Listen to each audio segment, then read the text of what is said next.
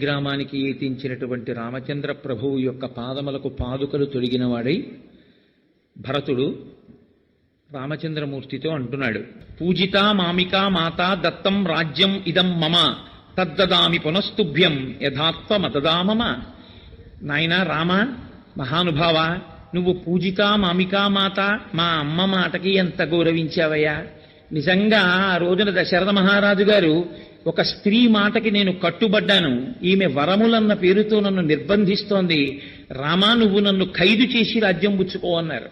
అయినా సరే నాకు నాన్నగారు మిమ్మల్ని ఖైదు చేసి రాజ్యం పుచ్చుకోవడం కాదు, మిమ్మల్ని సత్యమునందు నిలబెట్టిన వాడు కొడుకని, అమ్మా పుట్టినప్పటి నుంచి నన్ను చూస్తున్నావు, రాజ్యమే కావాలంటే తల్లి నువ్వు నాన్నగారిని వరాలు అడగాల అమ్మా, నువ్వు పిలిచి చెప్తే నేను వెళ్ళిపోనా అమ్మా, నాకు ఇవన్నీ అక్కర్లేదమ్మా అని నహమర్థపరోదేవీ లోకమావస్తు ముత్సహి విద్ధిమాం ఋషిభి తుల్యం కేవలం ధర్మమాస్థితం అంటాడు మహానుభావుడు అయోధ్యకాండలో. అమ్మా నాకు ధర్మము కావాలమ్మా, నేను ఋషిని, నాకు దేని మీద కోరిక ఉన్నవాణ్ణి కాను, అటువంటి ఋషినమ్మా నేను, కాబట్టి నాకు కావలసింది ధర్మం ఒక్కటే, నాన్నగారిని సత్యమునందు నిలబెట్టడమే, నువ్వు చెప్తే వెళ్ళిపోనా అమ్మా అంటాడు. అంతగా నా తల్లిని పూజించినటువంటి వాడివి, పూజితా మామికా మాత, మా అమ్మ మాటని నిజం చేయడానికి, మా అమ్మ కోరుకున్న కోరికని నిజం చేయడానికి ఇంత పెద్ద సామ్రాజ్యాన్ని విడిచిపెట్టి వెళ్ళిపోయావు రామా. దత్తం రాజ్యం ఇదం మమ, ఆ రాజ్యాన్ని 14 ఏళ్లు పరిపాలించు అని నాకు ఇచ్చావు నువ్వు, అది 14 ఏళ్లు నీదైన రాజ్యాన్ని నీ కొరకు నేను పాలించాను తప్ప నీదైన రాజ్యాన్ని నాదిగా తీసుకుని నేను ఎన్నడూ పరిపాలించలేదు. కాబట్టి తద్దదామి పునస్తుభ్యం, దానినే నేను నీకు ఇస్తున్నాను మళ్ళీ. యథాత్వమతదామమా, నువ్వు ఎలా ఇచ్చావో అలా తిరిగి నీకు నేను అందజేసేస్తున్నాను. ఇది మనుష్యుడిగా జన్మించినటువంటి ప్రతి వాడు కూడా ఈశ్వరుని విషయంలో జ్ఞాపకం ఉంచుకోవలసినటువంటి మాట. ఏ విభూతి మనకి కలిగినా అది ఈశ్వరానుగ్రహమే. తిరిగి మనం ఎవరికి సమర్పించవలసి ఉంటుందంటే దాన్ని ఈశ్వరుడికే సమర్పించడం నైవేద్యం. ఆయనకే సమర్పించి ప్రసాదంగా అనుభవించిన వాడెవరో వాడు ధన్యాత్ముడు. కాబట్టి ఆయన అంటాడు, ధురమే కాకినాన్యస్తాం ఋషభేణ బలీయస కిశోరవద్గురుం భారం నవోఢుం అహముత్ససే. అన్నయ్య, ఎక్కడైనా లోకంలో ఒక గుర్రం యొక్క వేగాన్ని ఒక గాడిద అందుకోగలదా? 2 ప్రాణులు ఒక్కలా ఉంటాయని. హంస ఎలా నడుస్తుందో అలా ఒక కాకి నడవగలదా అన్నయ్య? నువ్వు ఒక్క విషయాన్ని బాగా ఆలోచన చెయ్యి. నీవు రాజ్యం చెయ్యాలి అని ధర్మాత్ముడైన వాడు రాజ్య పరిపాలన చెయ్యడానికి నాకు కొడుకుగా కావాలి అని నాన్నగారు అశ్వమేధయాగం పుత్రకామేష్టి చేశారు. అటువంటి ధర్మాత్ముడివి నువ్వు కొడుకుగా పుట్టావు. పుట్టి కూడా ఇప్పుడు నువ్వు రాజ్య స్వీకారం చేయకపోతే అదిగో పళ్ళు పండని చెట్టు ఎలా ఉంటుందో అన్నయ్య అలా ఉంటుంది. కాబట్టి నువ్వు రాజ్యాన్ని స్వీకరించవలసి ఉంటుంది. నువ్వు గొప్ప భోగములకు ఐశ్వర్యమునకు తగినవాడవు, కానీ 14 సంవత్సరముల పాటు కటిక నేల మీద పడుకున్నావు. నీ చేతిని తలగడగా పెట్టుకుని పడుకున్నావు. నీ చేతిని తలగడగా పెట్టుకుని పడుకోవలసినటువంటి సీతమ్మ ఎక్కడో అశోకవనంలో శిశుపా వృక్షం కింద అలా ఏడుస్తూ ఆ తల్లి ఉండిపోయింది. అన్నయ్య, ఇక నుంచి నువ్వు అలా ఉండడానికి వీల్లేదు. ఈ క్షణం నుంచి తూర్య సంఘాత నిర్ఘోషై కాంచీనూపుర నిస్వనై మధురైర్గీత శబ్దైశ్చ ప్రతిబుద్ధస్య రాఘవ. అన్నయ్య, నీవిక నుంచి నిద్ర లేవడం అన్నది గొప్ప మంగళధ్వనుల మధ్య, తూర్యనాదముల మధ్య, గొప్ప స్త్రీల యొక్క వడ్డాణముల యొక్క చప్పుడు, గాజుల చప్పుడు మధ్య నువ్వు నిద్ర లేవాలి. అంటే అంతఃపుర స్త్రీల మధ్యలో నీవు చాలా గొప్పగా హంసతూలికా తల్పమునందు క్షీణించిన వాడవై నిద్ర లేవాలి తప్ప అన్నయ్య నువ్వు ఇలా కష్టపడకూడదు. రామా, ఇది నీది, ఈ భూమండలం, ఈ రాజ్యం నీది, నీదైన దాన్ని నన్ను పరిపాలించమన్నావు, పరిపాలించాను. కాబట్టి ఇప్పుడు నువ్వు దాన్ని మళ్ళీ స్వీకరించు. భరతస్య వచశ్రుత్వా రామ పరపురంజయ తథేతి ప్రతిజగ్రాహ నిశసాదాసనే శుభే. ఆయన అన్నాడు, స్వీకరించాను. ఒక్క సంకల్పం చేశాడు ఆయన, ఒక్క మాట అన్నాడు, భరత నీ సంతోషించాను, స్వీకరించాను అని ఒక ఉచితమైనటువంటి ఆసనంలో ఆయన కూర్చున్నాడు. పూర్వంతు భరతే స్నాతే లక్ష్మణీచ మహాబలే సుగ్రీవే వానరేంద్రీచ రాక్షసేంద్రే విభీషణే. ఆయన మర్రిపాలు పోసుకుని జటలు కట్టేసుకున్నాడు. జుత్తునంతటిని. అయోధ్యకాండలో విన్నారుగా మీరు. ఇప్పుడు ఆయన పట్టాభిషేకం చేసుకోవాలి. పట్టాభిషేకం చేసుకోవాలంటే రామచంద్రమూర్తి నిత్యాగ్నిహోత్రీకుడు. రామచంద్రమూర్తి దగ్గరికి ఆ క్షురకర్మలో నిపుణులైన వాళ్ళని తీసుకొచ్చారు. తీసుకొస్తే ఆయన అన్నారు, నేను కాదు ముందు జటలు తీయించుకోవలసిన వాడిని, ముందు భరతుడికి, లక్ష్మణుడికి, శత్రుఘ్నుడికి తీయించండి అన్నారు. ఆయన నిత్యాగ్నిహోత్రీకుడు, మారీచుడంతటి వాడు. ఆయన గురించి చెప్తూ ఏకవస్త్రధరో ధన్వీ శిఖీ కనకమాలయ అని చెప్పాడు. ఆయన శిఖ పెట్టుకుని ఉంటారు. పట్టాభిషేకం వేళటికి యథార్థానికి ఆయన యథార్థమైనటువంటి మూర్తి ఏమిటి అంటే ఆయన బోడిగుండుతో పిలకతో ఉన్నారు.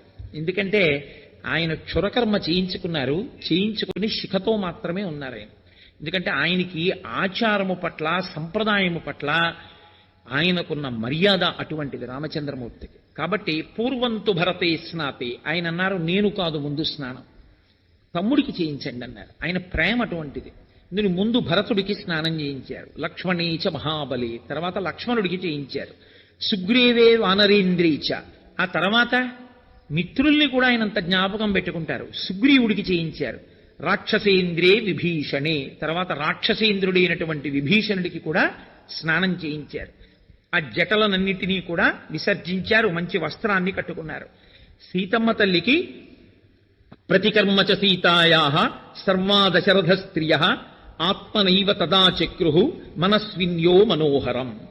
దశరథ మహారాజు గారి యొక్క ముగ్గురు భార్యలు కౌసల్య, సుమిత్ర, కైకేయి. సీతమ్మ తల్లి యందు కైకమ్మకి ఏ భేదము లేదనడానికి గుర్తేమిటో తెలుసా అండి? సీతమ్మ తల్లికి అలంకారం ఎవరు చేయక్కర్లా, ఆవిడే చేసుకుంటారు. కాదుట, కౌసల్య, సుమిత్ర, కైకేయి ముగ్గురు కలిసి ఆవిడ యొక్క జడ దువ్వారట, ఆవిడికి కొప్పు వేశారట, ఆవిడికి పువ్వులు ఎట్టారట, కాటుకు ఎట్టారట, బొట్టు ఎట్టారట. ఎంత పొంగిపోయారోట ముగ్గురు అత్తగారులు. ఇంత గొప్ప కోడలు మా వంశ ప్రతిష్ట నిలబెట్టిందని. అత్తగారు మామగారు అంటే కోడల్ని అంత ప్రేమిస్తారు అని శాస్త్రవాక్కు. కాబట్టి వాళ్ళు ప్రతికర్మచ సీతాయా సర్వా దశరథ స్త్రియ ఆత్మనైవ తదా చక్రు మనస్విన్యో మనోహరం. శ్రీరామాయణం అందుకే కేవలం వినేది కాదు అని నేను మీకు మనవి చేస్తుంటా. శ్రీరామాయణం విన్నవాడి బుద్ధిలో ఖచ్చితంగా ఒక మార్పు ఉంటుంది. తతో వానరపత్నీనాం సర్వేషామేవ శోభనం చకారయత్నాత్ కౌసల్య ప్రహృష్ట పుత్రలాలస. ఇంతకాలం తర్వాత కొడుకుని చూసుకున్నటువంటి కౌసల్య, నా కొడుకు ఇవాళ ఈ అభ్యున్నతిని పొందడానికి కారణమైనటువంటి వాళ్ళు వానరనాయకుడైన సుగ్రీవుడు, రాక్షసనాయకుడైన విభీషణుడని పట్టుపట్టి వానరనాయకుడైన సుగ్రీవుడి యొక్క భార్యలకి అలంకారాలు చేసిందట. వాళ్ళు కామరూపులు, మానవ రూపంలో ఉన్నారు. ఇప్పుడు రామచంద్రమూర్తిని శత్రుఘ్నుడు ఒక రథాన్ని పూంచి తీసుకొచ్చి అక్కడ నిలబెట్టి, అన్నయ్య రథం ఎక్కువ అన్నాడు. తత శత్రుఘ్నవచనాత్ సుమంత్రో నామ సారథి యోజయిత్వాభిచక్రామ రథం సర్వాంగశోభనం అర్కమండల సంకాశం దివ్యం దృష్ట్యా రథోత్తమం ఆరురోహ మహాబాహు రామ సత్యపరాక్రమం. ఆ సుమంత్రుడికి చెప్పి ఒక రథాన్ని తీసుకొచ్చి శత్రుఘ్నుడు మేలైన గుర్రములతో పూంచినటువంటి దాన్ని, సూర్యమండలంలా ఉన్నటువంటి రథాన్ని అక్కడ పెట్టాడు. మహానుభావుడైనటువంటి రామచంద్రమూర్తి ఆ రథాన్ని అధిరోహించారు. సుగ్రీవుడు, హనుమంతుడు మొదలైనటువంటి వాళ్ళు గొప్ప కాంతి కలిగినటువంటి కుండలములు ధరించినటువంటి వారై ఆ నందిగ్రామం దగ్గర నుంచి అయోధ్య పట్టణానికి బయలుదేరారు. అలాగే సుగ్రీవ పత్నులు సీతమ్మ తల్లితో కలిసి ఆ నగర వీధులన్నీ చూస్తూ వెళ్లడం కోసమని వాళ్ళు బయలుదేరారు. ఇప్పుడు రామచంద్రమూర్తి పట్టాభిషేకం కోసం నందిగ్రామం నుంచి అయోధ్య వరకు అందరూ కలిసి బయలుదేరారు. ప్రేమ అన్నమాటకు అర్థం చూడండి. మనం కూడా రాజకుమారులమేగా, బుద్ధిగా మనం రథం తోలడం ఏమిటి అసహ్యంగాను అనుకోలేదు. వాళ్ళ ప్రేమ అటువంటిది. అన్నయ్య ఇంత కష్టపడి వచ్చాడు మన అన్నయ్య అని శత్రుఘ్నుడు ఎంతో సంతోషంగా ఆ రథము యొక్క కళ్ళాల్ని పట్టుకున్నట్టు. అలాగే ఆ చుట్టూ ఉన్నటువంటి ఆ భరతుడు గుర్రము యొక్క కళ్ళెములను పట్టుకుంటే శత్రుఘ్నుడు శ్రీరాముని యొక్క శిరస్సు మీద ఛత్రాన్ని పట్టుకున్నాడు. లక్ష్మణుడు ఒక పక్కన నిలబడి వింజామర వేస్తున్నాడు. విభీషణుడు ఇంకొక వింజామర తీసుకుని ఆయన వేస్తున్నాడు. భరతుడు అక్కడ ఉన్నటువంటి పురోహితులందరితో ఎంత వైభవోపేతంగా శ్రీరామ పట్టాభిషేకం జరగాలి అన్నది ఆలోచన చేస్తున్నాడు. ఇంత సంతోషంగా ఈ అన్నదమ్ములందరినీ చూస్తేట ఇద్దరి కళ్ళమ్మట నీళ్లు కారేట. ఒకడు సుగ్రీవుడు, ఇంకొకడు విభీషణుడు. విభీషణుడు అనుకున్నాడు, అయ్యో మేము ముగ్గురు అన్నదమ్ములం, రావణ కుంభకర్ణ విభీషణులం, లోకాన్నంతటినీ శాసించగలిగిన మొనగాళ్ళం. కానీ మా అన్నయ్యలు దారి తప్పారు, దెబ్బలాడుకున్నాం, ఆఖరికి ఇద్దరు అన్నయ్యలు మరణించారు, నేను ఒక్కడిని మిగిలేను. జగజ్జెట్టి మా అన్నయ్య వాలి, ఆ అన్నయ్య పోయాడు, నేను ఒక్కడిని మిగిలేను. ఈ భాతృప్రేమ మా జీవితంలో తెలియదు. మేమెప్పుడూ దెబ్బలాడుకోవడం, ఆఖరికి చచ్చిపోవడం, ఎవడో ఒకడు మిగలడం. అన్నదమ్ములంటే వీళ్ళు పెద్దన్నగారి పట్ల ఎంత గౌరవంతో జీవించారో, ఎంత మర్యాదగా జీవించారో అని నేను ఎంత సంతోషించాడో మహానుభావుడు. అందుకే ఆ అన్నదమ్ములు, అన్నదమ్ముల బిడ్డలు, ఆ ప్రేమ అవి చూస్తే ఎంతో సంతోషంగా ఉంటుంది. ఇప్పుడు ఆ రథం బయలుదేరింది. మహర్షులు, మరుద్గణములు, దేవతలు అందరూ ఆకాశంలో నిలబడి రామచంద్రమూర్తి యొక్క పట్టాభిషేకాన్ని చూస్తున్నారు. నందిగ్రామం నుంచి ఊరేగింపు బయలుదేరింది అయోధ్య వరకు. ఎప్పుడూ కూడా ఊరేగింపుకు ముందు ఒక పెద్దవాళ్లు కొంతమంది వెడుతూ ఉండాలి తప్ప ఊరిరిగింపునకు ముందు పెద్దవాళ్లు లేకుండా ఊరిరిగింపు వెళ్ళకూడదు. మనకది రామాయణమే నేర్పుతుంది. అందుకని రాజైన వాడు, పెద్దవాడు, మహానుభావుడు కాబట్టి దశరథ మహారాజు గారు కూర్చునేటటువంటి శత్రుంజయము అనేటటువంటి ఏనుగు మీద సుగ్రీవుణ్ణి కూర్చోపెట్టారు. కూర్చోపెట్టి ముందు భాగంలో ఆయన్ని నడిపించారు. తూర్యవాద్యములు, కరతాళధ్వనులు చేసేవాళ్లు, మంచి స్వస్తివాక్యాలు పలికేటటువంటి బ్రాహ్మణోత్తములు ఆ ముందర వెడుతున్నారు. అక్షతలు పట్టుకున్నటువంటి వాళ్ళు కొందరు, బంగారు పాత్రలు పట్టుకున్న వాళ్ళు కొందరు. ఆ ముందు ఆవులు నడుస్తున్నాయి. ఆవుల వెనక కన్యలు నడిచారు. అక్షతం జాతరూపంచ గావః కన్యాస్తథా ద్విజాః నరా మోదకహస్తాశ్చ రామస్య పురతో యయుః. ఆ వెడుతున్నటువంటి వాళ్ళ చేతుల్లో పాత్రలు పట్టుకుని పాత్రల్లో మధుర పదార్థాలు, పిండి వంటలు పట్టుకున్నారు. ముందు కన్యలు వెడుతున్నారు, కన్యల వెనక సువాసినులు వెడుతున్నారు, సువాసినుల వెనక పురుషులు వెడుతున్నారు, మధ్యలో రామచంద్రమూర్తి రథంలో కూర్చుని వెడుతున్నారు. ఆ వెనక మళ్ళీ కొంతమంది ఊరు పెద్దలు ఉన్నారు. ఎలా ఊరిరిగింపు వెళ్ళాలి అన్నది కూడా మనకి రామాయణం నేర్పుతుంది. మహాత్ముడైనటువంటి రఘురాముడు రథం దిగి తన అంతఃపురంలోకి వెళ్ళడానికి ముందు తండ్రి గారి యొక్క అంతఃపురంలోకి వెళ్ళాడు. వెళ్ళి ముందు కౌసల్య, సుమిత్ర, కైకేయి తల్లుల పాదములు పట్టి నమస్కారం చేశాడు. చేసి భరతుణ్ణి పిలిచి ఈ సుగ్రీవుడికి నా అంతఃపురాన్ని ఇయ్యి అన్నాడు.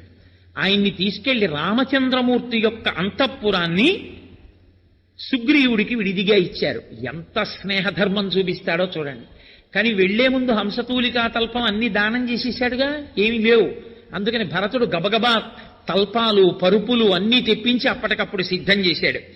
అందరూ చక్కగా సుగ్రీవుడు ఆ భవనంలో చేరాడు. ఎన్ని కోట్ల వానరములు, ఎంతమంది రాక్షసులు వచ్చారు, విభీషణుడు వచ్చాడు, దేవతలు వచ్చారు.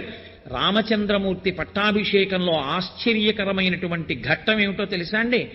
జాంబవాంశ్చ హనూమాంశ్చ వేగదర్శీచ వానరాహ వృషభశ్చైవ కలశాన్ జలపూర్ణాన్ అథానయన్.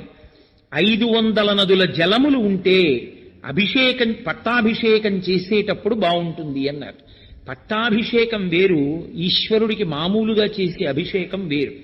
పట్టాభిషేకం చేసేటప్పుడు తప్పకుండా కన్య కలశ పట్టుకుని మంగళధ్వనితో వచ్చి కలశ ఇవ్వాలి అభిషేకానికి. కన్యలు తీసుకొచ్చిన కలశతో అభిషేకం చెయ్యాలి.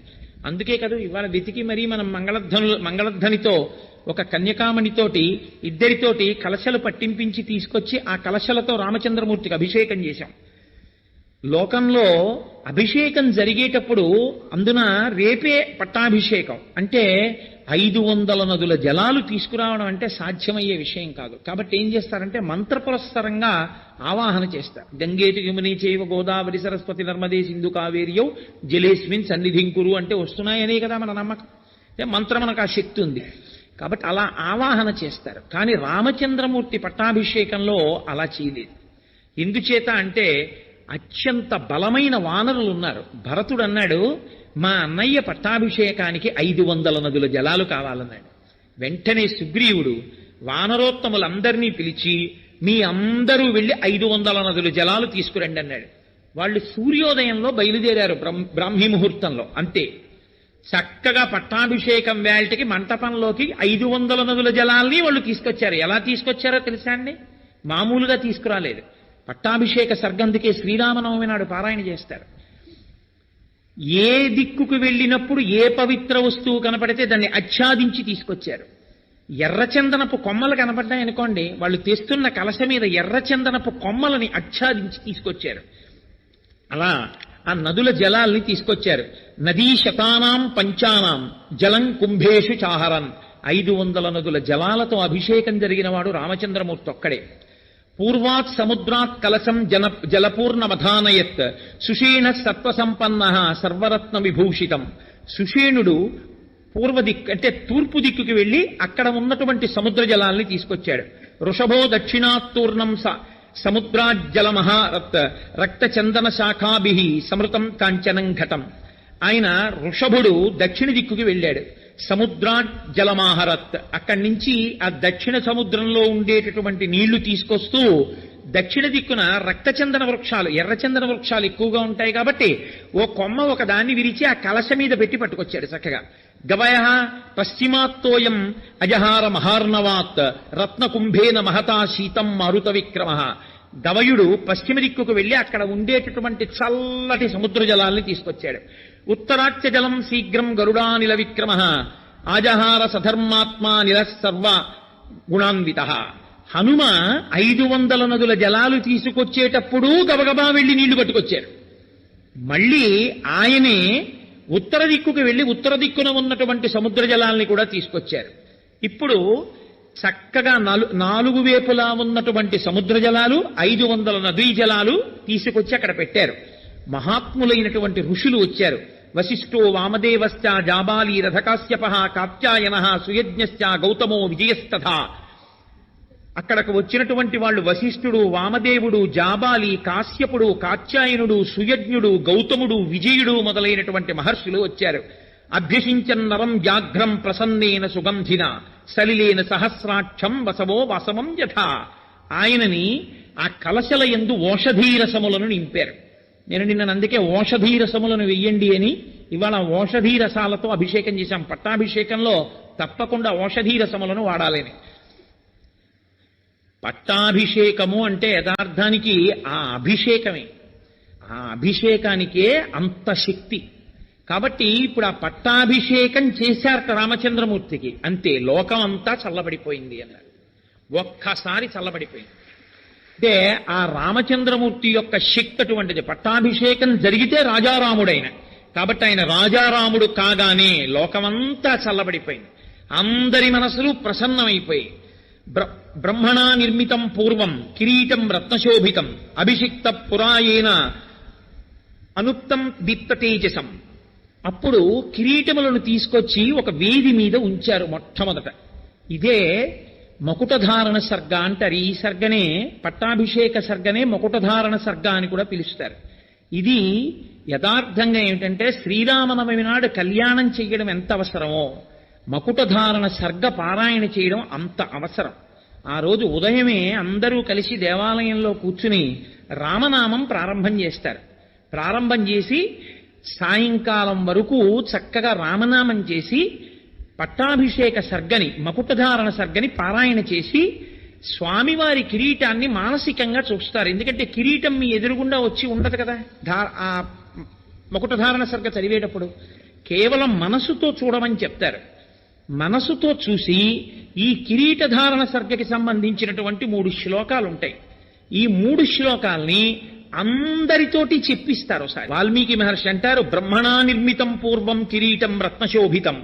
రత్నముల చేత శోభించేటటువంటి ఆ కిరీటము చతుర్ముఖ బ్రహ్మగారి చేత నిర్మింపబడినటువంటి కిరీటము. తస్యాన్వవాయే రాజానః క్రమాద్యేనాభిషేచితాః సభాయాం హేమక్లుప్తాయాం శోభితాయాం మహాధనైః. అనేక మంది జనులతో శోభిస్తూ రత్నములతో వజ్రములతో శోభిస్తున్నటువంటి ఆ వేదిక మీద రామచంద్రమూర్తికి ధారణ చేయించేటటువంటి ఆ కిరీటాన్ని తీసుకొచ్చి అక్కడ పెట్టారు వశిష్ఠ మహర్షి. రత్నైర్ నానా విధిశ్చైవ చిత్రితాయాం సుశోభనై నానారత్నమయే పీఠే కల్పయిత్వా యథావిధి. అనేకమైన రత్నములు పొదగపడినటువంటి స్వర్ణ కిరీటం ఆ కిరీటము. కిరీటేన తతఃపశ్చాత్ వశిష్ఠేన మహాత్మన ఋత్విగ్భిర్భూషణైశ్చైవ సమయోక్షత రాఘవః. మిగిలినటువంటి వారందరూ ఏకకంఠంతో స్వస్తివాచకం పలుకుతుండగా వశిష్ఠ మహర్షి తన చేతులతో ఆ కిరీటాన్ని రామచంద్రమూర్తి యొక్క శిరస్సు మీద అలంకరించారు. అది మకుటధారణము అంటారు. అటువంటి స్థితి రామచంద్రమూర్తి ఆ రోజున పొందారు. ఈ శ్లోకాల్ని పట్టాభిషేకం చెప్పేటప్పుడు నేను చెప్పడం కాదు, ఎవరెవరు ఇవన్నీ చెప్తారో ఈ శ్లోకాల్ని అందరూ చెప్పినప్పుడు ఏమవుతుందంటే పట్టాభిషేకంలో వాళ్ళందరి పట్ల రాముడు రాజారాముడై వాళ్ళని ఆయనే పరిపాలించి కాపాడతాడు అని పెద్దల వాక్కు. అయ్యా అందరూ చెప్పండి, నేను అనుష్ఠుప్పే కాబట్టి చాలా తేలిగ్గానే ఉంటుంది, కాబట్టి మీ అందరూ కూడా అనండి. బ్రహ్మణా నిర్మితం పూర్వం కిరీటం రత్నశోభితం అభిషిక్తః పురాయేవ మనుస్తం దీప్తతేజసం. మళ్ళీ ఒక్కసారి అనండి. బ్రహ్మణా నిర్మితం పూర్వం కిరీటం రత్నశోభితం అభిషిక్త పురాయేవ మనుస్తం దీప్తతేజసం తస్యాన్వవాయే రాజానః క్రమాద్యేనాభిషేచితాః సభాయాం హేమక్లుప్తాయాం శోభితాయాం మహాధనైః రత్నైర్నానావిధిశ్చైవ చిత్రితాయాం శిశోభనైః నానారత్నమయే పీఠే కల్పయిత్వా యథావిధిః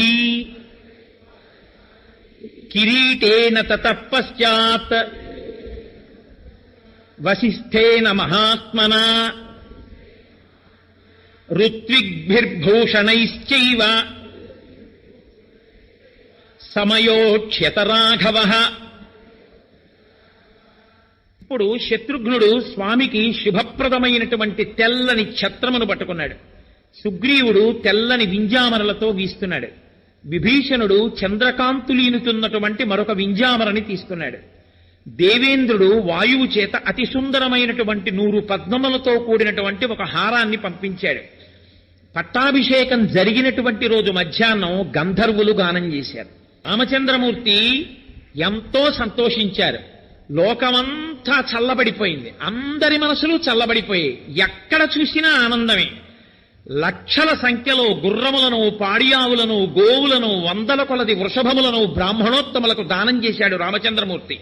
30 కోట్ల బంగారు నాణ్యములను, అమూల్యమైనటువంటి ఆభరణములను, వస్త్రములను ద్విజవరులకు పంచి ఇచ్చాడు. సుగ్రీవుడికి మణులు పొదిగినటువంటి ఒక గొప్ప హారాన్ని బహూకరించాడు.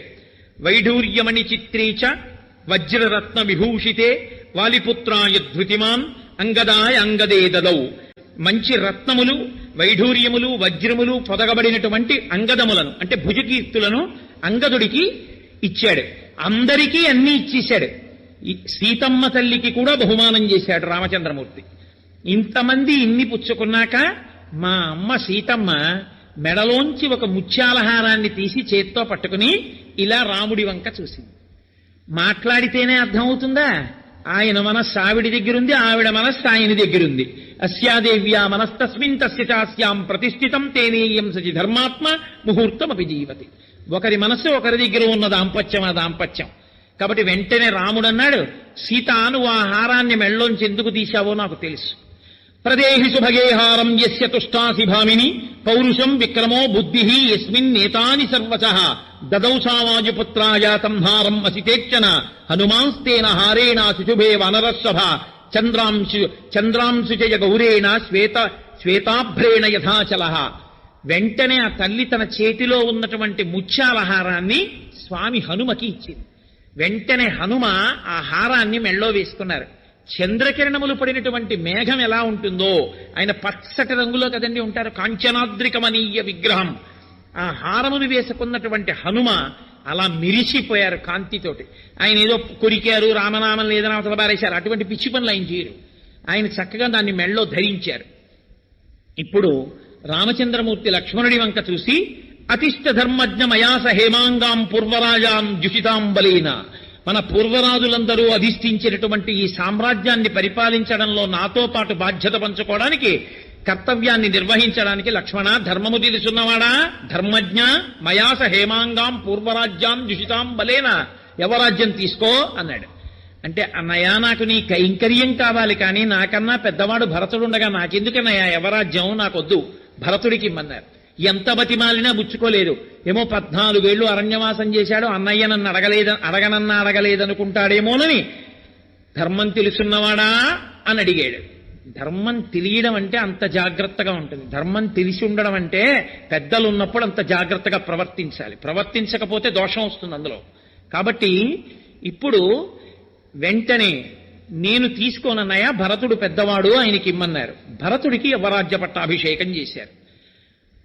సపర్యదేవం విధవ నచ వ్యాళకృతం భయం నవ్యాధిజం భయం వాపి రామే రాజ్యం ప్రశాసతి.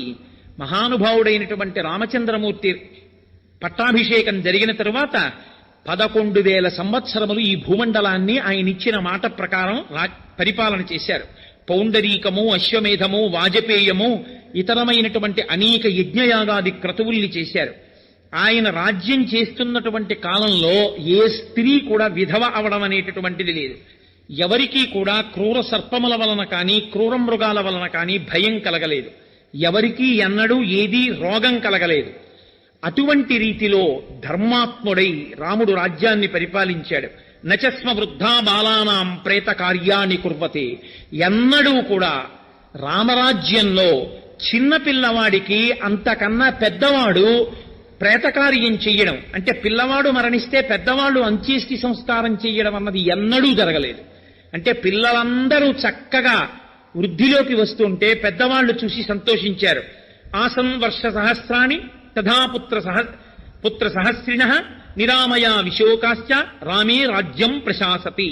అక్కడ ఉన్నటువంటి ప్రజలందరూ కూడా చక్కగా 3 తరాల్ని చూసి ఒక్కొక్కళ్ళకి బోరెడంతమంది కొడుకులు, కూతుళ్ళు, కోడళ్ళు, అల్లుళ్ళు, మనవలు, మళ్ళీ ఆ మనవలకి పెళ్లిళ్ళై మునిమనవలకి పెళ్లిళ్ళై వాళ్ళ పిల్లలు, ఇంతమందితో ఒక్కొక్క కుటుంబంలో బాలసార జరిగితే వాళ్ళ ఇంటికి వచ్చిన వాళ్ళ బంధువులే చాలు. వీళ్ళు మళ్ళీ వీళ్ళ వియ్యాలారు, ఆ వియ్యాలారు తాలూకా బంధువులు, ఇంతమంది కలిసి ఎంతో సంతోషంగా ఎక్కడ చూసినా రామో రామో రామ ఇతి ప్రజానాం అభవన్ కథాః రామభూతం జగదభూత్ రామే రాజ్యం ప్రశాసతి. రాముడు రాజ్యం చేస్తున్న రోజుల్లో ఎవరి నోట విన్నా ఒక్కటే మాట, రామా రామా రామ, ఇది తప్ప ఇంకొక మాట లేదు. అంతటి ధార్మికుడై మహానుభావుడు అంత గొప్పగా రాజ్యం చేశాడు. వృక్షములన్నీ కూడా లావైనటువంటి బోధెలతో చక్కగా పుష్పిస్తూ ఫలిస్తూ జనులకు కావలసినటువంటివన్నీ సమకూర్చాయి. అన్ని వర్ణముల వారు దురాశ లేని వారై ఎవరి ధర్మాన్ని వారు అనుష్ఠిస్తూ సంతృప్తితో జీవించారు. 10 వర్ష సహస్రాణి 10 వర్ష శతాని చ భ్రాతృభిః సహిత శ్రీమాన్ రామో రాజ్యం అకారయత్. 11,000 సంవత్సరములు తన తమ్ముళ్ళైనటువంటి లక్ష్మణ భరత శత్రుఘ్నులతో కలిసి రామచంద్రమూర్తి ఈ రాజ్యాన్ని చేశారు. ఆది కావ్యం ఇదం త్వార్షం పురా వాల్మీకినా కృతం ఎప్పటే శృణుయాల్లోకే నర పాపాద్ విముచ్యతే.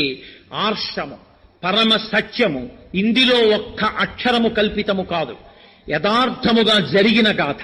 చతుర్ముఖ బ్రహ్మగారి యొక్క వరంచేత వాల్మీకి మహర్షి ఆచమనం చేసి కూర్చుని ఘంటం పట్టుకుంటే ఆ రామాయణ కాలంలో ఉన్నటువంటి వ్యక్తులు, రాక్షసులు, స్త్రీలు అందరూ చేసినటువంటి పనులతో పాటు వాళ్ళ మనస్సుల్లో కదిలిన ఊహలు కూడా వాల్మీకి మహర్షికి ప్రచోదనమయ్యాయి. ఆనాడు వాల్మీకి మహర్షి బ్రహ్మగారి వరంతో అన్నిటినీ తెలుసుకుని రచించినటువంటి కావ్యము తప్ప కేవలముగా కాల్పనికమైనటువంటి కథతో కూడుకున్నటువంటిది కాదు, యథార్థముగా జరిగిన కథ రామకథ. ఇప్పుడు తప్పు చేసిన వాళ్ళని ఉద్ధరించాడు కాబట్టే కదండి ఆయనకి పతితపావనుడని బిరుదు. ఉద్ధరించిన వాడైతే ఆ బిరుదు ఎందుకు? దాశరథి రంగాచార్య గారు దెప్పి పొడిచాడు, ఏ కలవారినే కాని కాపాడలేడా నిరుపేద మొరలేవి వినిపించుకోడా. నిరుపేద మొరలేవి కనలేని నాడు స్వామి ఏదో దీనరక్షకుడన్న బిరుదేలనమ్మ అడగవే మాయమ్మ అనురాగవల్లి. ఎప్పుడు నడిరే ఈ యజాములో స్వామి నిలిచేర దిగివచ్చును అంటాడు ఆయన. నేను అడగనమ్మా, నువ్వు అడుగు. రాత్రి వస్తాడుగా, వచ్చినప్పుడు అడుగు. ఏమి డబ్బున్న వాళ్ళకి కన ఉపకారం చేయడా? 7 శిఖరాలు నేనొడవలేను, వెంకన్న పాదాలు దర్శించలేను, దర్శించి కానుకను అర్పించలేను. అటువంటప్పుడు ఏమీ చెయ్యలేని నా మొర వినిపించుకోకపోతే కలవారిని కాని కరుణించలేడా? అటువంటప్పుడు ఇంకా ఆయనకి స్వామి అందరినీ బ్రోచేటటువంటి వాడు అన్న బిరుదెందుకమ్మా ఆయనకి? కాబట్టి పతితపావనుడన్న వాడి పేరు. ఇప్పుడు నువ్వు మార్పు చెందడానికి సిద్ధంగా ఉంటే నువ్వు చేసిన తప్పుల్ని ఆయన క్షమిస్తాడు. కాబట్టి సుగ్రీవుడు ధర్మార్థములను మర్చిపోయి కామంలో ఉండిపోయాడు. ఇప్పుడు తప్పు తెలుసుకుని క్షమించమని రాముడి దగ్గరికి వచ్చి కాళ్ళ మీద పడ్డాడు. ఒక్క మాట అన్నాడండి, కౌగిలించుకున్నాడు. ఇది పతితపావనుడు అన్న మాటకి గుర్తు. ఇది చదువుకోవడం ఎందుకంటే సుగ్రీవుడి కోసమని మీరు అనుకోకండి. మనం ఎలా మార్చుకోవాలో జీవితాన్ని, దేని వల్ల చేసిన పాపములు పోయి మనం జీవితాన్ని అభ్యున్నతి పదం వైపుకు తీసుకువెళ్ళగలమో నేర్పడం ఈ ఆఖ్యానము యొక్క ప్రయోజనం. దాన్ని మీరు అలా స్వీకరిస్తే మన మనుష్య జన్మకి ఒక ప్రయోజనాన్ని రామాయణం కల్పించగలుగుతుంది. కాబట్టి చూడండి, ఇదే త్యాగరాజస్వామి గారు ఒక మాట అంటారు, బంటురీతి కొలు వియ్యవయ్య రామ. అది చాలా చిన్న కీర్తన అండి, చాలా చిన్న కీర్తన. కానీ దానికున్నంత శక్తి అత్యద్భుతం. ఆ కీర్తన యొక్క వైభవం అర్థమైంది అని గుర్తేమిటో తెలుసా అండి? ఆ కీర్తన చేసేటటువంటి వ్యక్తి ఒక చోట ఆగిపోతారు. ఎక్కడ ఆగిపోతారంటే, రామభక్తుడని అన్న చోట రామ రామ శ్రీరామ జయ రామ రామ్ రామ్ సీతారాం అంటూ అక్కడికి తీసుకొచ్చి రామనామాన్ని పెంచేస్తారు కీర్తనలో. ఆయనకి కీర్తన అనుభవంలోకి వచ్చింది బాగానని గుర్తు. మొన్న సీతారామ కళ్యాణానికి వచ్చారు పెద్దాడు సూర్యకుమారి గారు. ఆ తల్లి ఈ కీర్తన చేసేటప్పుడు ఎంత పరవశించి పాడారో, ఎంతసేపు పాడారో చూడండి. అది అనుభవించి కీర్తన చేయడం అంటే. బంటురీతి కొలు వియ్యవయ్య రామ, తొంట వింటివాని మొదలైన మదాదుల కొట్టి నేలకోల చేయు, ఆ మన్మథ బాణములకు గురి అయిపోయి కామమునకు నేను వశుడైపోకుండా నిజ రోమాంచమును ఘన కంచుకమును. ఆ రామనామం వినేటప్పటికి, రామ కథ వినేటప్పటికి, రామ కార్యం అనేటప్పటికి నా వెంట్రుకలు నిక్కబొడుచుకునేటటువంటి భాగ్యాన్ని నాకు ఇవ్వవా రామ? నా జన్మలో ఎప్పుడు నీ పేరు చెప్తే వెంట్రుకలు నిక్కబొడుచుకుని ఆనందించినటువంటి క్షణం అన్నది ఇన్నేళ్లు బతికాను, ఒక్కసారి నేను అలా పరవశించింది లేదు. ఎందుకు నా జన్మ? ఇంకా ఎప్పుడు పరవశించాను? ఈశ్వరుడి గురించి ఆలోచించినప్పుడు అబ్బా అబ్బా అబ్బా అని పటికి బెల్లం తిన్న నోటి వెంట వచ్చిన తీపిలా ఈశ్వరుడి గురించి స్మరించేటప్పటికి ఒంటి మీద నాకు పులకరింతలు వచ్చాయా ఎప్పుడైనా? ఈశ్వర, నాకు ఆ రోమాంచం అనేటటువంటి కవచాన్ని ఈ తండ్రి. రామభక్తుడనే ముద్ర బిళ్ళయు. మీరు చూస్తుంటారు, రాష్ట్ర ప్రభుత్వోద్యోగులు పెద్ద పెద్ద అధికారుల దగ్గర ఉంటూ ఉంటారు కొంతమంది సేవకులు. వారు అడ్డంగా ఒక ఇది వేసుకుని, అదొక చిహ్నం, ఇక్కడ ఒక పెద్ద బిళ్ళ ఒకటి ఉంటుంది. ఆయన్ని చూడగానే ఆయన ఎవరిని అనుసరిస్తున్నాడో ఆయన పెద్ద అధికారిని గుర్తు. ఈయన్ని బట్టి ఆయన అధికారం తెలుస్తుంది. రామ, నాకేం కావాలో తెలుసా? రామభక్తుడనే ముద్ర బిళ్ళ కావాలి. నేను నీకు సేవకుణ్ణి కాబట్టి నాకు ఆ రామభక్తుడనేటటువంటి ముద్ర బిళ్ళ చాలు, నాకు ఇంకేం వద్దు. ఈయన అంతటి వాడు, ఈయన ఇంతటి వాడు, లేనిపోని బిరుదునామాలు అలాంటివన్నీ నాకెప్పుడు వద్దు రామ. మరి ఏమంటే అక్కడక్కడ బిరుదునామాలు కనపడుతున్నాయి పేర్ల దగ్గర అంటే అవి ఎవరో పెట్టుకుని గుర్తు పెట్టుకున్నారు, నేను గుర్తు పెట్టుకోలేదు, నా తప్పు కాదు. కాబట్టి రామభక్తుడనే ముద్ర బిళ్ళయు, రామభక్తుడన్న ముద్ర బిళ్ళ నాకు చాలు. ఆయన్ని సేవించకుండా ఉండలేక సేవించగలిగితే చాలు, నా జన్మకి ఇంకేం వద్దు రామ. కాబట్టి రామనామం అనే వరఖడ్గమిడి, నాకు రామనామం అనేటటువంటి వరఖడ్గమి. ఇక్కడే ఈ కీర్తన దగ్గర ఇక్కడ ఏం చేస్తారంటే, రామనామనే అన్న చోట రామ్ రామ సీతారాం రామ్ రామ్ అంటూ ఆ నామం అలా వెళ్ళిపోయి బాగా తారస్థాయికి వెళ్ళిపోయి పరవశించిపోయి ఆ కీర్తన చేసేవారు సభ అంతా కూడా ఊగిపోతుంది. మహాతల్లి సుబ్బలక్ష్మి గారు కూడా, ఎంఎస్ సుబ్బలక్ష్మి గారు కూడా ఎంత గొప్పగా కీర్తన చేశారో ఈ కీర్తనని. త్యాగరాజస్వామి ఇచ్చినటువంటి అత్యద్భుత కీర్తన, సద్గురువు మహానుభావుడు. కాబట్టి రామనామం అనే వరఖడ్గమిడి రాజిల్లునయా, నాకు అవి చాలయ్యా రామ, నాకు ఇంకేం వద్దు నాకు ఇవి ఇవ్వవా అని అడుగుతారు.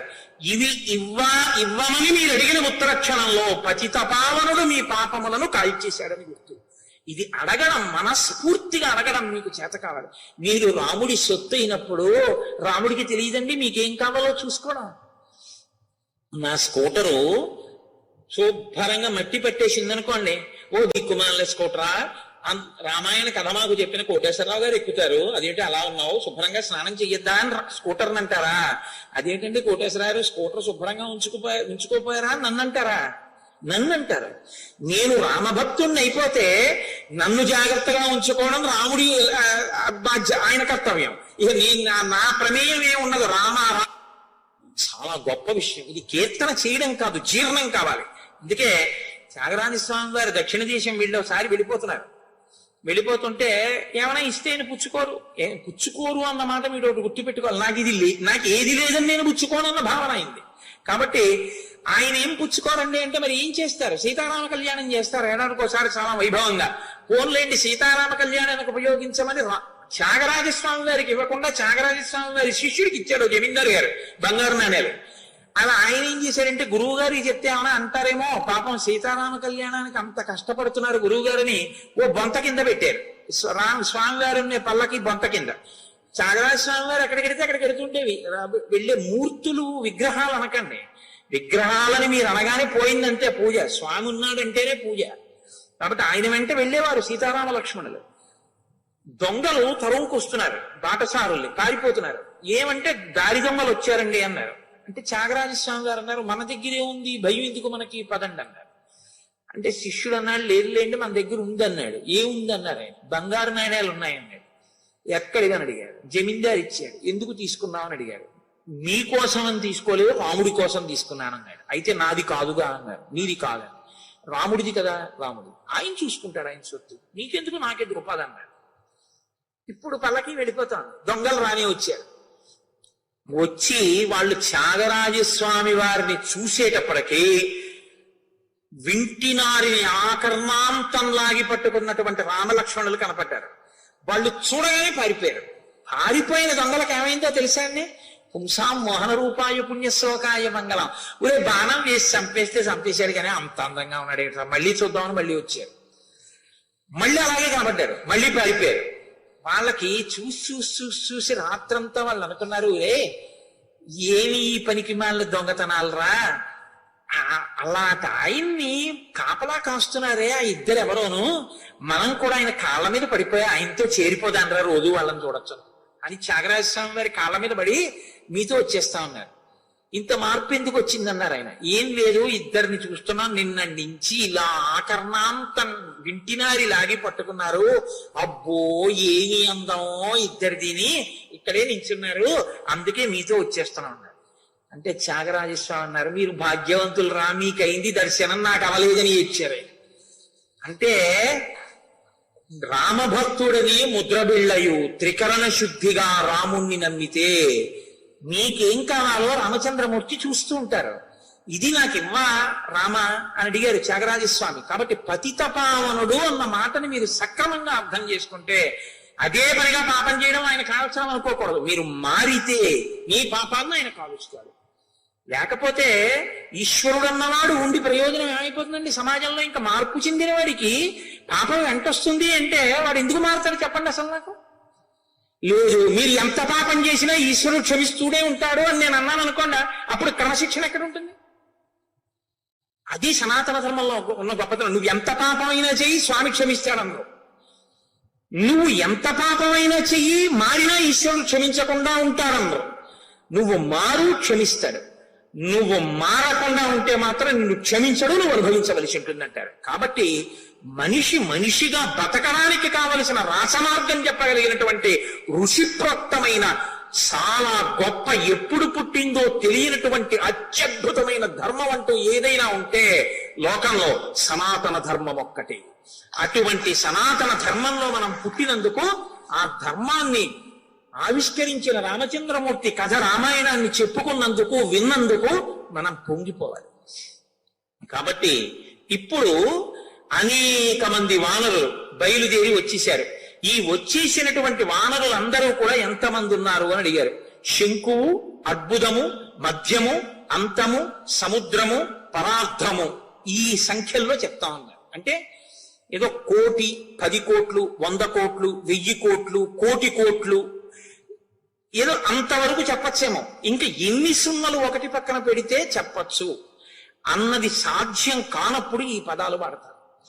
అంటే ఇప్పుడు ఏమైపోయిందంటే ఈ వచ్చినటువంటి వానర సైన్యం ఎంత సైన్యం వచ్చేసిందంటే వానరులు, భల్లూకములు ఇవన్నీ ఎన్ని కోటాను కోట్లు, అవి ఇంకా లెక్కకి చెప్పడం సాధ్యం కాదు. సుగ్రీవాజ్ఞకు వచ్చేశారు. ఇంతమంది వస్తే ఏమైంది? ఏతస్మిన్నంతరే చైవ రజస్సమభివర్తత ఉష్ణాం తీవ్రాం సహస్రాంశో ఛాదయత్ గగనే ప్రభాం దిశ పర్యాకులాశ్చాసన్ రజసా తేనమూర్ఛత చిచాలత మహీసర్వ సశైల వనకానన. ఇన్ని కోట్ల మంది వానరులు రావడం ఏమిటి? రామచంద్రమూర్తి యొక్క మనసు చల్లబడింది.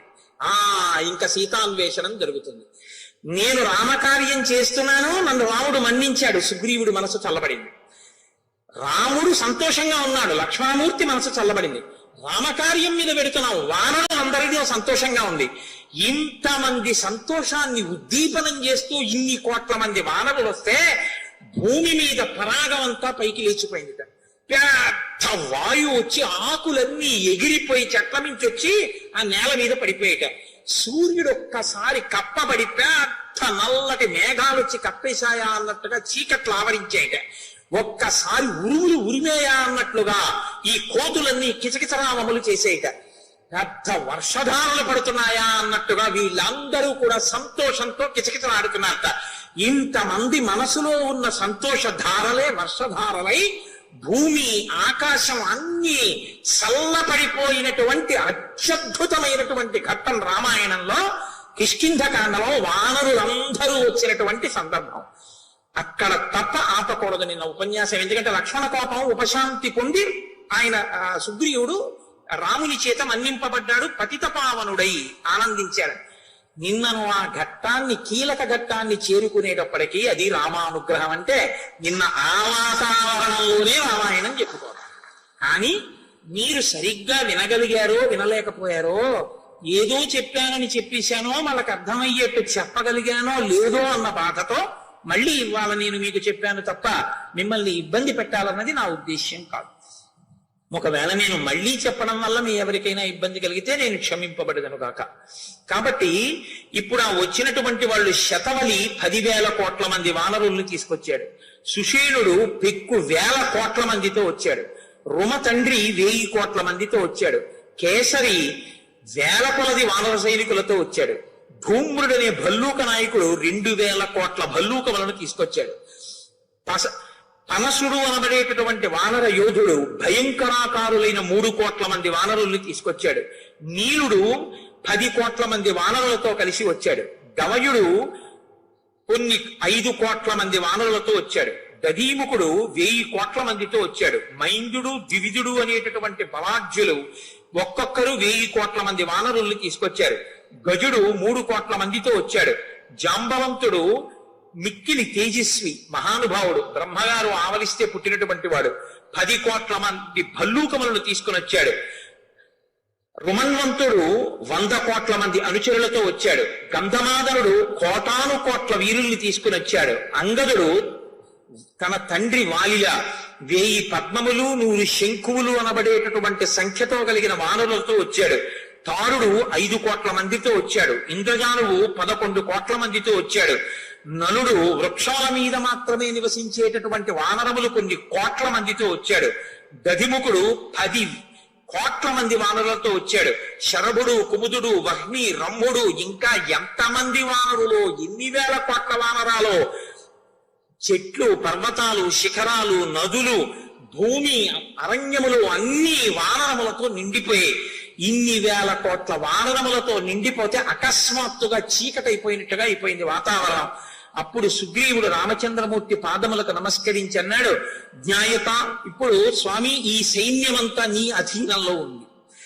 వీళ్ళు ఏం చెయ్యాలో, ఏ కార్యాన్ని నిర్వహించాలో నువ్వు శాసించు అన్నాడు. అంటే రామచంద్రమూర్తి అన్నాడు, జ్ఞాయతాం మమ వైదేహి ఇది జీవతి వా నవా సచ దేశో మహాప్రాజ్ఞ యస్మిన్ వసతి రావణః అధిగమ్యతు వైదేహీం నిలయం రావణస్య చ ప్రాప్త కాలం విధాస్యామి తస్మిన్ కాలే సహత్వయా. ఇప్పుడు మనం మొట్టమొదట చెయ్యవలసినటువంటి పని సీతమ్మ తల్లి ప్రాణములతో ఉన్నదా లేదా ఇది తెలుసుకోవాలి.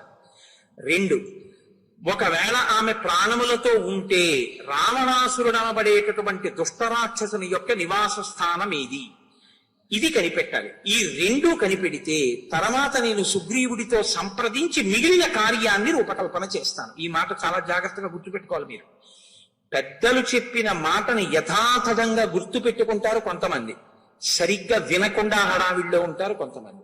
ఈ మాట గుర్తుపెట్టుకున్నది హనుమ ఒక్కరే, మిగిలిన వాళ్ళు గుర్తుపెట్టుకున్నారు. దానివల్ల ఏం జరిగింది అన్నది మీకు సుందరకాండ చివరిలో తెలుస్తుంది. అక్కడ ఈ మాట గుర్తుపెట్టుకోండి, అక్కడ వస్తుంది మళ్ళీ. కాబట్టి నేను సుగ్రీవుడితో కలిసి నిర్ణయం చేస్తాను. కాబట్టి ఇప్పుడు మీ పని మాత్రం ఒకటే, సీతమ్మనిచ్చి అన్వేషించి ఆమె జాడ కనిపెట్టడం, రావణాసురుడు ఎక్కడ ఉంటాడో అతని యొక్క నివాస స్థానాన్ని, ఆయన యొక్క బలాన్ని కనిపెట్టడం. ఈ మాట చెప్పిన తరువాత సుగ్రీవుడు తూర్పు దిక్కుకు వెళ్లి అన్వేషించవలసినటువంటి కొన్ని వేల వానరములకు వినతుడు అనేటటువంటి గొప్ప వానరాన్ని నాయకుణ్ణి చేసి ఆయన్ని పిలిచి చెప్తున్నాడు. తూర్పు దిక్కున ఎక్కడెక్కడ వెతకాలో చెప్తున్నాడు. రామాయణం ఒక గొప్ప భౌగోళిక శాస్త్రం. దీని మీద ఇంచుమించు పరిశోధనలే చేశారండి చాలా మంది. రామాయణంలో ఈ దిక్కుల్లో చెప్పినటువంటి ప్రదేశాలన్నీ ఇప్పుడు ఏ ఏ పేర్లతో ఉన్నాయి. చిత్రం ఏమిటంటే ఆంధ్రదేశం గోదావరి నదితో సహా చెప్పాడు సుగ్రీవుడు ఆ రోజున. తూర్పు దిక్కుగా వెళ్లే వినతుడితో అన్నాడు, మీరు ఇక్కడి నుంచి తూర్పు దిక్కుకు బయలుదేరాలి. గంగా, సరయు, కౌశికి, యమునగిరి, సరస్వతి, సింధు, శోణ మొదలైనటువంటి నదులు, వాటి తీరములలో ఉండేటటువంటి ప్రాంతములనన్నింటినీ అన్వేషించాలి. కాలామహి మున్నగు నదీ తీరములన్నీ వెతకాలి. బ్రహ్మమాల, విదేహ, మాళవ, కాశీ, కోసల, మగధ, పుండ్ర, అంగ దేశములలో ఉండేటటువంటి పట్టణాల్ని, జనపదాల్ని వెతకాలి. వెండి గనులు కలిగినటువంటి ప్రదేశాలు అక్కడ ఉన్నాయి, ఆ గనులన్నింటిలోనూ వెతకాలి. సముద్రములలో గల పర్వతాలు, వాటి మధ్యలో గల ద్వీపాలు, అందులో ఉన్న నగరాలు, మందరాచల శిఖరము మీద కలిగినటువంటి గ్రామాలలో నివసిస్తున్నటువంటి జనుల యొక్క ఇళ్ళు, ఇవన్నీ వెతకాలి. అక్కడ కొంతమందికి చెవులుండవు, కొంతమందికి పెదవులు చెవుల వరకు వ్యాపించి ఉంటాయి, కొంతమంది జుట్టు చెవుల వరకు పడి ఉంటుంది. వాళ్ళందరూ చాలా భయంకరమైనటువంటి వాళ్ళు, నరభక్షకులు. వాళ్ళు నీటిలో ఉంటారు. మీ అందరూ కూడా వెళ్లి ప్రతి చోట సీతమ్మని దాచేడమో వెతకవలసి ఉంటుంది. యవద్వీపం కనపడుతుంది, అది రత్నముల వాసిగాంచినటువంటి ప్రదేశం. మీరు ఆ యవద్వీపంలో వెతకవలసి ఉంటుంది. తర్వాత సువర్ణ ద్వీపము, రూప్యక ద్వీపము, ఇవి బంగారు వెండి గనులకు నెలవైనటువంటివి. ఈ ప్రదేశాలన్నీ వెతకాలి. అది దాటితే శిశిరం అనేటటువంటి పర్వతం కనపడుతుంది. ఆ పర్వతం అంతా కూడా మీరు వెతకాలి. అది దాటిన తర్వాత శోణానది కనపడుతుంది.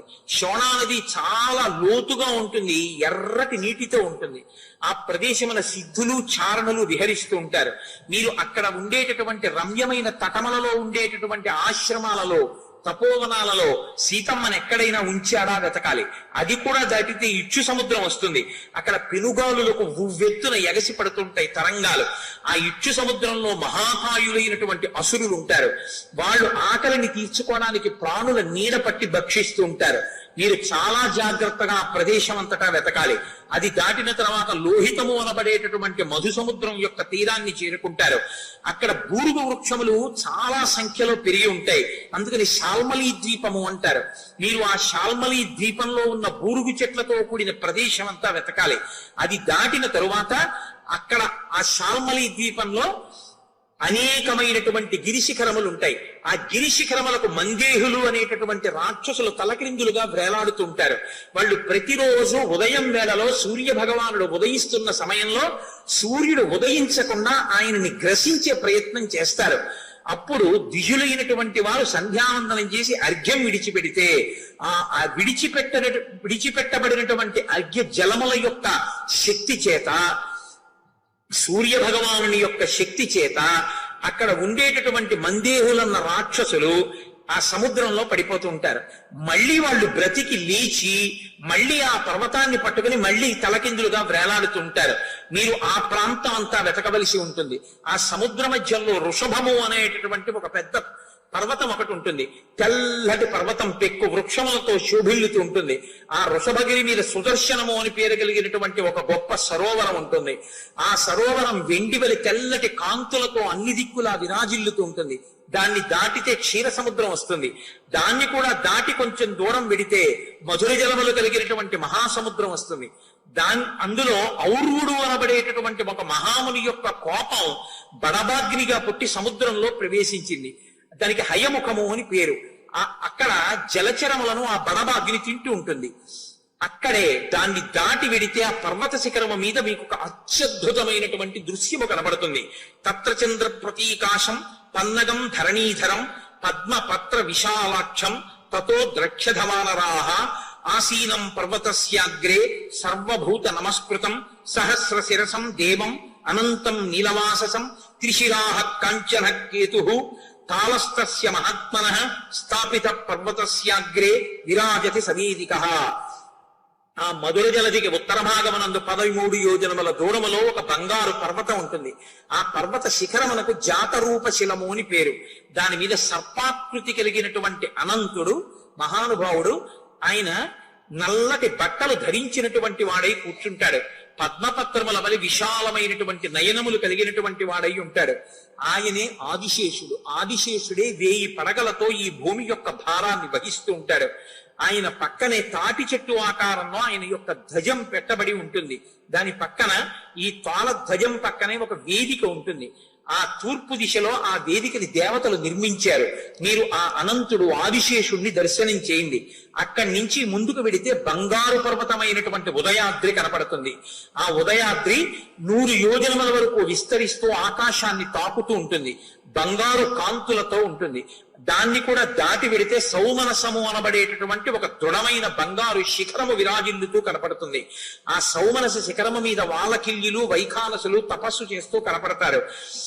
దాన్ని దాటితే సుదర్శన ద్వీపం కనబడుతుంది. ఉదయగిరి నుంచి సౌమనస శిఖరము మీదకి చేరినంతనే ఆ సూర్య భగవానుడు ఆ ద్వీపవాసులందరిలోనూ చైతన్యాన్ని కల్పిస్తాడు. కాబట్టి దానికి సుదర్శన ద్వీపము అని పేరు. అక్కడే బ్రహ్మగారు మొట్టమొదట ఒక ద్వారాన్ని ఏర్పాటు చేశారు భూమండలానికి. ప్రాక్ అన్న పేరు అందుకొచ్చింది. తూర్పు అన్న పేరు రావడానికి కారణం ఏమిటంటే అక్కడ నుంచే జగత్తుకి భూమికి ఉండేటటువంటి ద్వారం అక్కడుంది. మొట్టమొదటి ద్వారాన్ని బ్రహ్మగారు అక్కడ పెట్టారు. అందుకే ఇప్పటికీ ఏ పూజ చేసినా తూర్పు దిక్కుకి తిరిగి మాత్రమే మనం పూజ చేస్తాం. దేవతలందరూ అట్నుంచే వస్తారు. కాబట్టి ఆ ప్రాక్ దిక్కు అక్కడ ప్రారంభం అవుతుంది. అక్కడ సూర్య భగవానుడి యొక్క మొట్టమొదటి ఉదయించడం కిరణ ప్రసారం ప్రారంభం అవుతుంది. అది దాటి వెడితే కటిక చీకటి, ఇంకక్కడేం ఉండదు. సూర్య భగవానుడు ఉదయించేటటువంటి ప్రాగ్ద్వారం వరకు మాత్రమే నాకు తెలుసు. అక్కడ వరకే వెళ్ళాను. అది దాటి మీరు వెళ్ళలేరు, మనకి కుదరదు. కాబట్టి ఇక్కడ వరకు సీతమ్మ జాడ అంగుళం విడిచిపెట్టకుండా వెతికిరండి. 30 రోజుల లోపల తిరిగి రావాలి. రాకపోతే వతాధ్యుడవుతాడు. కాబట్టి తూర్పు దిక్కుకెళ్లే వానరులు సిద్ధం కండి అని మహానుభావుడు ఎంత భౌగోళిక జ్ఞానమో ఎన్ని చెప్పాడో చెప్పి తూర్పు దిక్కుకెళ్లేటటువంటి వానరుల్ని సిద్ధం చేశాడు. దక్షిణ దిక్కుకు వెళ్ళవలసినటువంటి వానరుల్ని పిలిచి మీరు వింధ్యపర్వతం దగ్గర నుంచి ప్రారంభం చెయ్యండి అన్నాడు. దానికి అంగదుణ్ణి నాయకుడిగా పెట్టాడు. అందులో వెళ్ళవలసినటువంటి వాళ్ళని చాలా గొప్ప గొప్ప యోధుల్ని పెట్టాడు. దక్షిణ దిక్కుకు వెళ్ళవలసిన వాళ్ళని నీలం అగ్నిసుతం చైవ హనుమంతం చ వానరం పితామహ సుతం చైవ జాంబవంతం మహాబలం సుహోత్రం చ శరారించ శరగుల్మం తథైవ చ గజం గవాక్షం గవయం సుషీణం వృషభం తథా మైందం చ ద్విధం చైవ విజయం గంధమాదనం ఉల్కాముఖం అసంగం చ హుతాశన సుతావుహౌ అంగద ప్రముఖాన్ వీరాన్ వీర కపిగణేశ్వర వేగ విక్రమ సంపన్నాన్ సంధిదేశ విశేషవిత్ తేషాం అగ్రేసరం చైవ మహాత్బల మధాంగదం విధాయ హరివీరాణం ఆ దిశ దక్షిణాం దిశం. అలా అందులో వెళ్ళవలసినటువంటి వీరులైనటువంటి వాళ్ళు అంగదుడు, హనుమంతుడు, బ్రహ్మాంశ సంభూతుడైన జాంబవంతుడు, సుహోత్రుడు, శరారి, శరగుల్ముడు, గజుడు, గవాక్షుడు, గవయుడు, సుషేనుడు, వృషభుడు, మైందుడు, ద్వియుడు, విజయుడు, గంధమాదనుడు, ఉల్కాముకుడు, అసంగుడు, వీళ్ళందరినీ పిలిచి మీ అందరూ దక్షిణ దిక్కుకు వెళ్ళండి అన్నాడు. ఆ వెళ్ళేటప్పుడు మీరు ఎంత జాగ్రత్తగా వెళ్ళవలసి ఉంటుందంటే ఆ వింధ్య పర్వతం దగ్గర మొదలుపెట్టిన తర్వాత మీకు నర్మదా నది వస్తుంది. నర్మదా నది మహా విషసర్పములతో కూడిన ప్రవాహంతో ఉంటుంది. శంకర భగవత్పాదాచార్య స్వామి వారు ఆ నర్మదా నది ఒడ్డున ఉన్నటువంటి గుహలోనే ఆయన గురువు గారైన గోవింద భగవత్పాదాచార్యుల వారిని దర్శనం చేసి నర్మదా నది ప్రవాహాన్నంతటి తన కమండలంలోకి పట్టారు మహానుభావుడు. అది పాములతో ఉంటుంది, జాగ్రత్తగా మీరు అక్కడ వెళ్ళవలసి ఉంటుంది. నర్మదని దాటి వెళ్ళిన తరువాత గోదావరి, మహానది, కృష్ణవేణి, వరద, పెద్ద పెద్ద పాములకు ఆశ్రయమైనటువంటి మహాభాగ మొదలైన నదులు కనబడతాయి. మేఖల, ఉత్కల, దశార్ణ దేశములు, అక్కడ ఉండేటటువంటి గ్రామములు, నగరములు, జనపదములు, అశ్వవంతి, అవంతి పురములు, ఇవన్నీ మీరు సీతమ్మ తల్లి కోసం అన్వేషించాలి. విదర్భ, ఋషిక, మాషిక, వంగ, కళింగ, కౌశిక, దండకారణ్య, ఆంధ్ర, పుండ్ర, చోళ, పాండ్య, కేరళ మొదలైన రాష్ట్రములలో ఉండేటటువంటి సమస్త ప్రాంతములను మీరు వెతకాలి. మలయ పర్వతం అంతా వెతకాలి. కావేరి నదిని చూడాలి. మలయ పర్వతాన్ని దాటిన తరువాత అక్కడ అగస్త్య మహర్షి ఆశ్రమం ఉంటుంది, దాన్ని మీరు చూడవలసి ఉంటుంది. మహానది అయినటువంటి తామ్రపర్ణిని దాటాలి. ఆ నది నిండా మొసళ్ళుంటాయి, చాలా జాగ్రత్తగా నదిని దాటవలసి ఉంటుంది.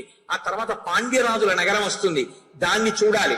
సముద్రాన్ని లంఘించి దక్షిణ దిక్కున వెళ్ళేటప్పుడు మీరు చాలా జాగ్రత్తగా ఉండాలి. ఎందుకంటే అందులో నీడ పట్టి లాగేటటువంటి సింహిక అన్న రాక్షసు ఉంది. ఆ సముద్రపు ఒడ్డున మహేంద్రగిరి అనబడేటటువంటి ఒక పెద్ద పర్వత శిఖ పర్వతం ఉంది. దాని నుంచి స్వామి హనుమ బయలుదేరుతారు. 100 యోజనముల ద్వీపం దూరంలో ఒక మహాద్వీపం ఉంది. ఆ మహాద్వీపాన్ని మానవ మాత్రుడు చేరలేరు. లంక అన్న పేరు వాడలేదు. వాడకుండా అక్కడ మాత్రం మీరు ప్రతి అంగుళం అంగుళం పట్టి పట్టి శోధించండి అన్నాడు. తెలుసు అది లంక అని. కాబట్టి అది రాక్షసరాజైన రావణుని యొక్క అధీనములో ఉన్న ప్రధాన భూమి కనుక అక్కడ చాలా బాగా వెతకండి. ఆ వెళ్ళేటప్పుడు మాత్రం సముద్ర మధ్యంలో ఉండేటటువంటి సింహిక విషయంలో జాగ్రత్త తీసుకోండి. ఆ సముద్రమునందు పుష్పితకము అనబడేటటువంటి ఒక పర్వతం ఉంటుంది. అది చాలా శోభాయమానంగా ఉంటుంది.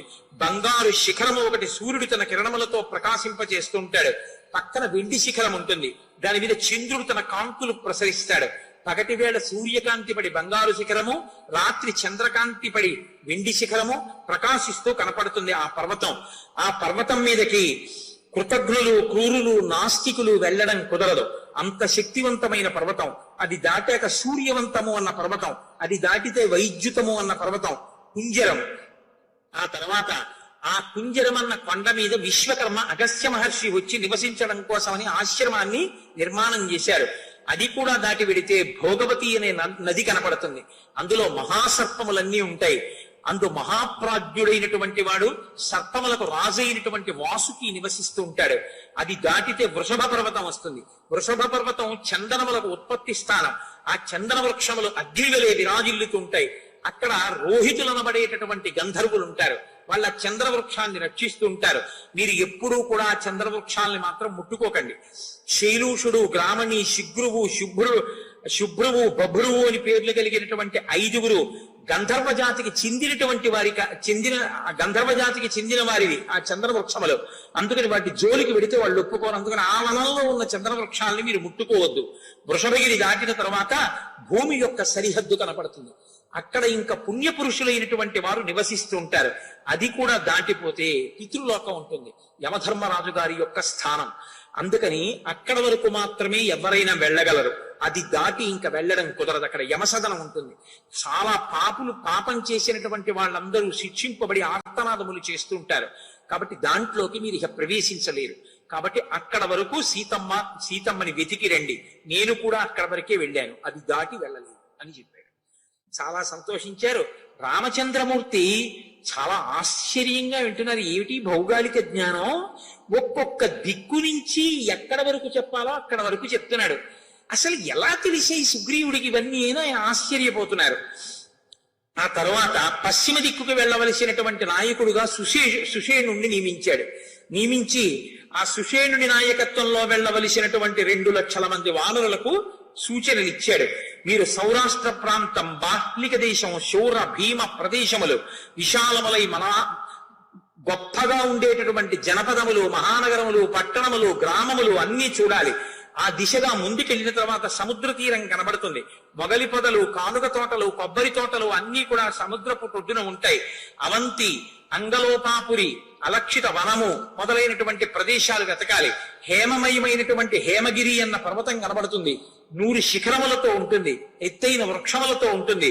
అక్కడ వెతకాలి. అక్కడ కొన్ని విచిత్రమైన పక్షులు ఉంటాయి. అవి సింహాల్ని, ఏనుగుల్ని తింటాయి. ఆ పక్షులు తమ కాళ్లకున్నటువంటి గోళ్లతో ఏనుగుల్ని తన్నుకుపోయి గూట్లో పెట్టుకు తింటూ ఉంటాయి. ఆ పక్షుల విషయంలో మీరు చాలా జాగ్రత్తగా ఉండాలి. కాబట్టి మీరు అవి అక్కడ ఉండేటటువంటి ఏనుగులు మేఘములు ఎలా గర్జిస్తాయో అలా గేంకరిస్తుంటాయి. మీరు ఆ ప్రదేశములన్నీ వెతకాలి. వానరముల జోలికి విరావు. కాబట్టి మీరు అక్కడ చాలా జాగ్రత్తగా వెతికిరండి. పారియాత్రము అనబడేటటువంటి ఒక పర్వతం సముద్ర మధ్యంలో కనపడుతుంది. ఆ పర్వతం మీద ఉన్నటువంటి గ్రామాలు అవి అన్నీ కూడా మీరు వెతికిరండి. అది దాటిన తర్వాత వజ్రగిరి అనబడేటటువంటి ఒక ఉన్నతమైన పర్వతం సముద్ర మధ్యంలో ఉంటుంది. ఆ పర్వత శిఖరం అంతా వెతికిరండి. అది దాటిన తర్వాత చక్రవంతము అనబడేటటువంటి మహాశైలం, దాని మీద విశ్వకర్మ 1000 అంచులు కలిగినటువంటి సుదర్శన చక్రాన్ని అక్కడే తయారు చేశారు. హయగ్రీవుడు, ఆ తరువాత కొంతమంది పంచజనుడు అనబడేటటువంటి రాక్షసుల్ని శ్రీ మహావిష్ణువు అక్కడే చంపారు. హయగ్రీవుడు అన్న పేరుతో కూడా ఒక రాక్షసుడు ఉన్నాడు. సంహరించి ఆ పాంచజన్యుడి దగ్గర పుచ్చుకున్న శంఖమునకే పాంచజన్యము అని పేరు. అక్కడే